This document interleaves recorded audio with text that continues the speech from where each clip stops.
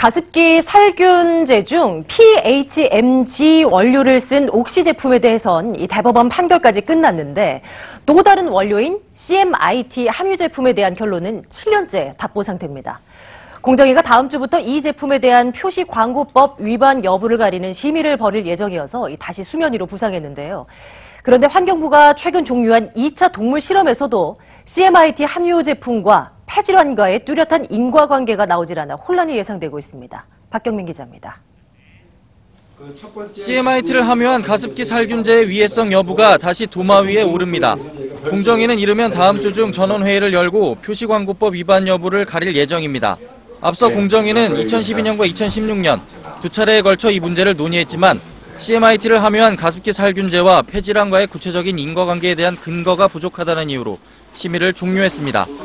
김상조 위원장 체제로 접어든 공정위는 TF를 구성했고 앞선 공정위의 판단은 잘못이 있었으므로 다시 심의를 해야 한다는 결론을 도출했습니다. 공정위는 CMIT를 함유한 가습기 살균제가 인체에 해를 끼칠 가능성이 있고 이를 사업자가 알았거나 알 수 있었음에도 알리지 않은 것은 표시광고법상 기만적 표시광고에 해당한다고 볼 수 있다는 TF의 의견을 수용한 겁니다. CMIT 함유 가습기 살균제를 단독 사용한 7명이 피해자로 판정받았음에도 불구하고 구체적 인과관계에 대한 근거가 부족하다는 이유로 7년째 답보 상태에 머물던 이 문제가 다시 수면 위로 올라오게 됐습니다. 그런데 공정위 심의를 앞두고 또 다른 변수가 등장했습니다. 2012년에 질병관리본부가 구체적 인과관계를 밝히지 못했던 동물 실험을 환경부가 지난 2016년부터 다시 시작했는데 2차 실험에서도 인과관계를 뒷받침할 결과를 도출하지 못했기 때문입니다.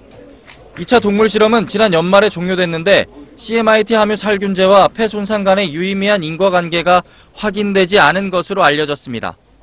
복수의 관계자들은 가습기 살균제 노출 농도를 권장량의 85배까지 늘리는 등 다양한 조건에서 실험한 동물 흡입 실험에서 인과관계를 확인하지 못한 것으로 안다고 밝혔습니다. 실험 결과를 알려달라는 각계의 요구에 환경부 측은 아직 전문가들의 검증 절차가 남아있으니 3월까지 기다려달라며 곤혹스러워하고 있습니다. 대법원 확정 판결까지 마무리된 PHMG 계열 가습기 살균제와 달리 CMIT 계열의 진상규명 작업에 또다시 차질이 예상되면서 혼선이 빚어지고 있습니다. 사용자들이 꽤 많음에도 불구하고 사법적인 어떤 책임 처벌 또는 회사로부터의 배상, 정부로부터의 피해 인정 이런 것들이 제대로 이루어지지 않고 있는 PHMG를 함유한 옥시 제품의 경우 동물 실험에서 폐 손상과 인과관계가 확인되면서 검찰이 과실치사상 혐의로 기소를 했고 대법원의 확정 판결까지 내려졌지만 CMIT의 경우 기소조차 못했습니다.